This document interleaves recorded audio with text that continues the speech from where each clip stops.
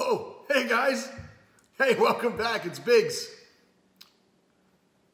Nothing to see here. Nothing to see here. Nothing to see here. Well, you guys know that Biggs has an absolute love affair with birds. You guys are always bugging me about birds. So I thought, hey, you know what? It's time for the Mad Aquarius to go and do a bird video for you guys. Now, this won't be one of the farm videos that you used to see in. This is going to be all real, actual birds.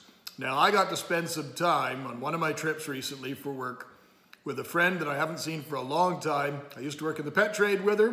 She's grown up. She's doing a really, really cool job, and she maintains an exceptional collection of birds. So I hope you guys enjoy. Biggs is going birding.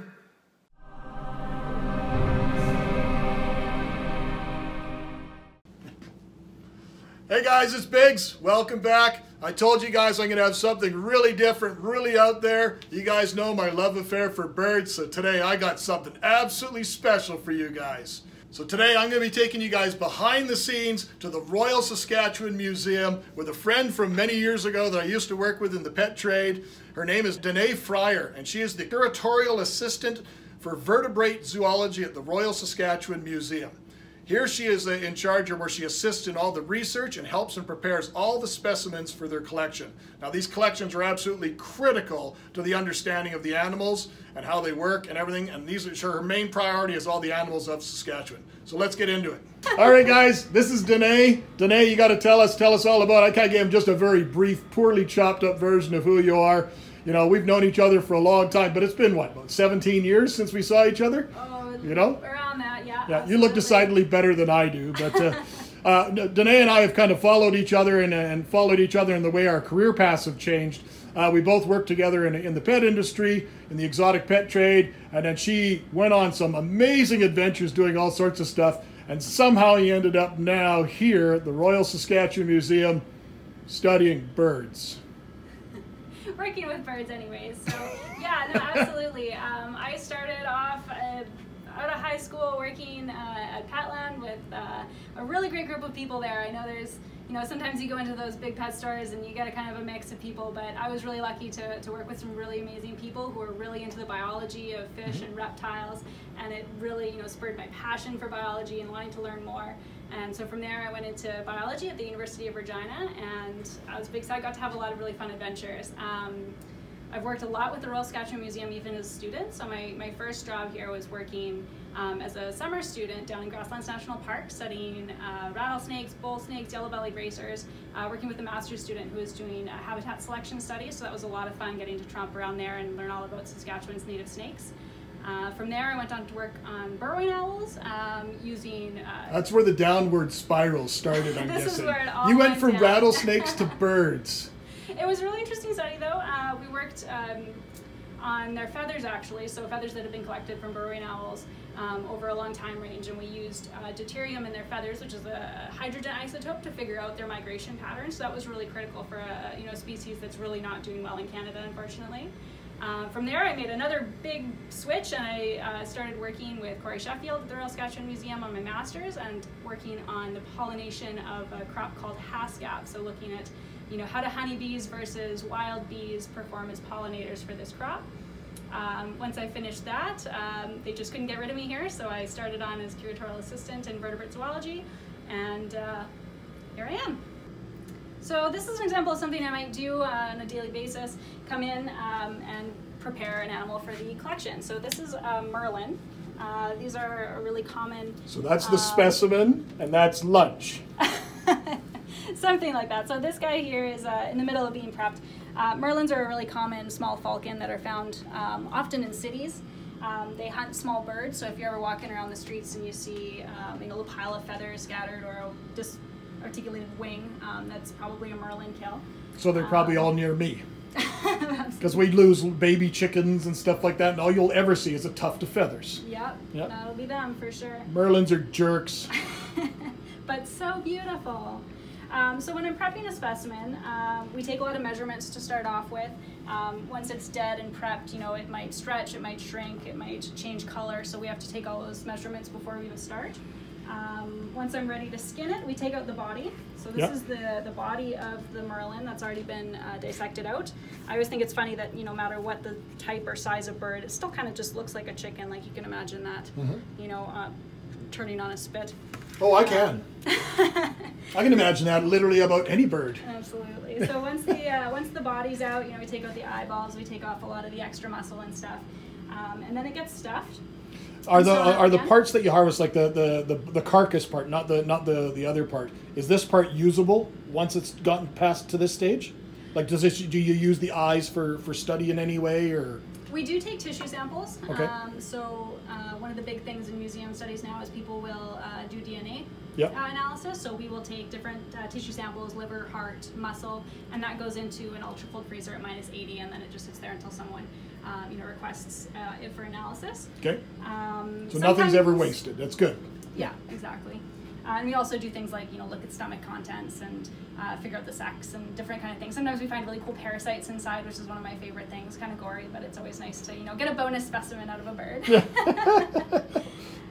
Yeah, so once that's done, they get washed, they get stuffed, they get sewn up and turned into a study skin, which I can show you over there. Okay. Well, what's really cool, and I think it has to be noted, is this is taking an animal that would have died by hitting a window or some sort of accident of some kind. It wasn't hunted by any means, but this animal is now getting a second life, so to speak, and it's a way of being able to teach through its body and through its parts. We're able to use it for research and whatnot. Absolutely. So it's actually giving it a second life, and I think that's really cool. I think it's really important too. I mean, you don't often hear good news stories about, you know, the effects of humans on birds. Like Big said, you know, window strikes, road kills, all those kind of things. We're having a negative impact on them, but it's nice to be able to, like you said, give them a second part, you know, we get some use out of it and hopefully contribute to knowledge that might help saving them in the end. Yep. So this is the finished product. So once that marlin's done, this is kind of what it'll look like. This guy here is an American crow and just prepped into basically a very simple form of taxidermy, just kind of a round skin. So their eyes are just stuffed with cotton. There's no glass eyeballs or anything in there. He's just stuffed with cotton on the inside as well? Just stuffed with cotton, yeah, exactly. So he, the nice thing about birds is they hide a lot of imperfections, so he's been slit up the belly, but you can't see it. Feet tied together, beak closed shut. And the stick so you can put him in the chocolate fountain. Exactly. No. But yeah, so once he's done, he's gonna get a label put on him and then he'll go into the collection.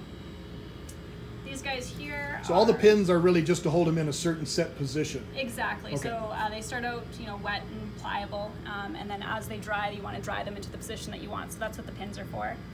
These guys here are Baltimore Orioles. I'm not sure when they'll post this, but I did appreciate the Halloween color theme that we have going here. So this guy here is a male Baltimore Oriole, very colorful. They migrate all the way up here? They do, yeah. Okay. They're on their way south. This is a female Baltimore Oriole. Whoops, so much less colorful. In most birds, the males are going to be more colorful, but there are some exceptions. So things like kingfishers, the belted kingfisher, the female's actually one with the bright red belly, so I thought that's kind of neat. Very cool.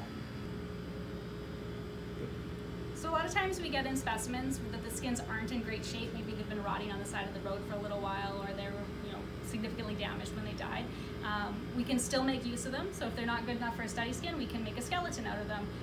We clean off the meat, the bones, and we give them to our flesh-eating beetles, which take off all the meat, clean them up nice and white, and then they can go in the collection.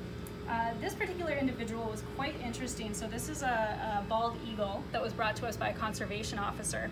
I didn't have much of the story when I got him, but he was in very rough shape. He had multiple breaks to his wings and legs. His chest keel was completely broken. Something?